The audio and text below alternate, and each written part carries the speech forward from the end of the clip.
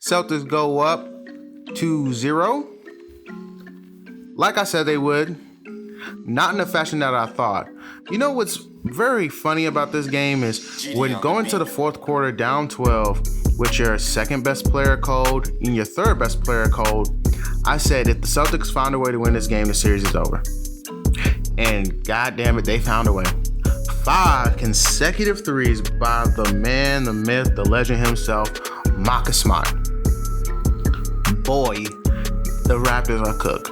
I mean, you talk about getting your heart snatched in a fashion, in that way, in a game that you should have won. You had all the momentum going into the fourth quarter. You were desperate for a win, and to have your heart snatched like that. I mean, all the cards will line up. Kemba Walker probably had his worst game in a Celtics jersey, and you still lost. Damn. I told people they did not want this Celtics team. Raptors fans kept telling me OG Anunoby was going to shut Jason Tatum down. Playoff career high. How you doing? Raptors fans kept telling me the Celtics have no bigs and Marc Gasol and Serge Ibaka were going to dominate. Marc Gasol, non-factor, fouled out. Serge Ibaka scored all 15 of his points in the first half, non-factor in the second half. Please do not tell me anything about my team. We know the Celtics more than anyone. The media doesn't know the Celtics. Raptors fans for damn sure don't know the Celtics. Celtics fans were never scared of the Raptors fans because we watched this team. We know this team. There was nobody on that team that we are scared of. Nobody. Pascal Siakam doesn't have a second move past a spin move. Nobody's scared of him. He's a 2 in a number 1's position. Jason Tatum is a 1. There was no comparison. We already knew what it was, and I'm glad Raptors fans are starting to come around and figure out and start smelling the roses and start figuring out the difference between what a number 1 actually looks like. What a number 1 actually looks like. 34, 8, and 6. GD on the beat. Playoff career high. That's what a number 1 looks like. Shout out to Marcus Smart, 19, 3, and 1. Shout out to Kemba Walker for turning a horrible game into a decent one, 17, 6, and 4. Jaylen Brown, 16, 8, and 2. Don't love that he only had 2 points in the second half. Rob Williams. Shout out to Rob Williams. By the way, Robert Williams. Shout out to Robert Williams. Came a long way. I knew this was going to be his series.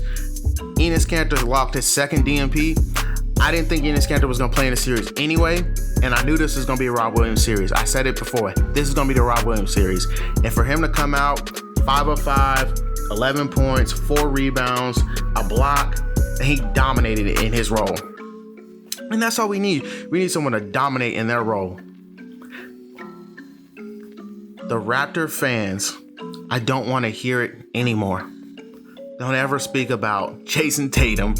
Don't ever speak about Jaylen Brown. Because coming into the game, the question was, is Pascal Siakam better than Jason Tatum? Now the question leaving game 2, is Pascal Siakam even better than Jaylen Brown? That is the question we are at right now. It's tough. It's real tough. But I give the Raptors credit for coming out and fighting. And I knew they was going to come out and fight. I didn't see Kemba Walker starting 1 for fucking 11. I didn't see that. And Kemba Walker might have had a Toronto jersey on in the first 3 quarters. But man, that fourth quarter, he came and iced it. He iced it. Marcus came out of nowhere with 5 consecutive 3-pointers. I mean, what can you say? This team has championship DNA. The Celtics have championship DNA, and that was the most inspiring basketball I've seen from them in a bad game. That is the thing about this series. The Celtics have not played a good game yet. The Celtics have not played a good game yet. That's wild, G. That's really wild. The Celtics have not played a good game yet. And both games that they won, they have not played up to their talent level, to their peak. They have not peaked. GD on the beat.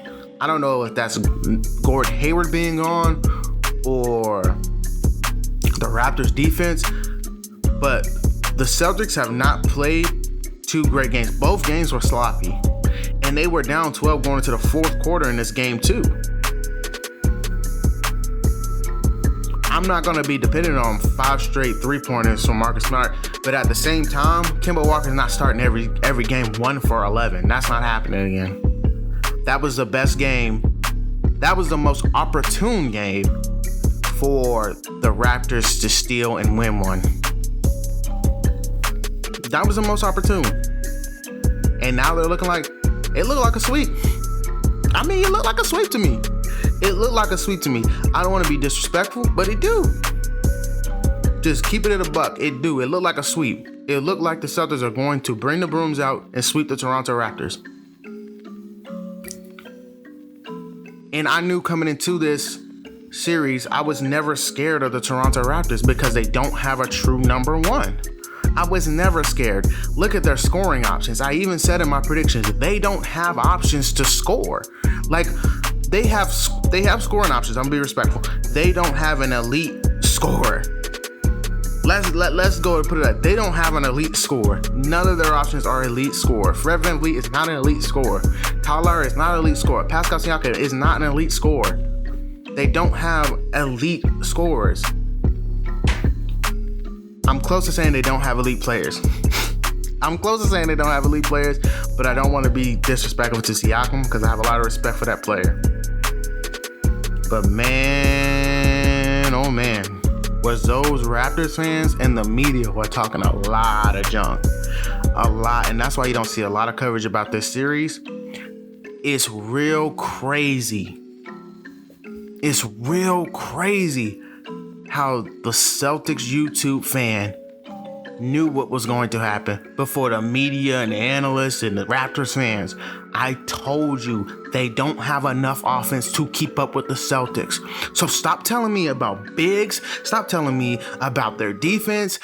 They don't have a half-court offense to keep up with the Boston Celtics. And as soon as the Celtics caught a rhythm on offense, it was over. Because the Raptors, they couldn't generate any offense in the half court. The Celtics are probably the best fast break defense in the NBA. Probably the best fast break defense in the NBA. I mean, so there wasn't going to be the easy buckets that they capitalized off of. There wasn't. And Nick Nurse can cry about calls all he wants. But hey, I feel like the Celtics playing good defense. And that's not even being biased. I don't feel like we got more calls really that went our way over them. They got their calls. They got their calls on both the Marcus Smart jobs. And even one of the Marcus Smart fouls got overturned to a defensive foul. They got a bucket and one, and they got the possession. That's a 5-point swing that you got on one call at the end of the game that helped you build a 12-point lead. So why would I care about you crying about calls? You're getting your calls. Sporting with Duran. I'll catch y'all for game 3 on Thursday, in which the Celtics will go up 3-0. Like, comment, subscribe, and peace.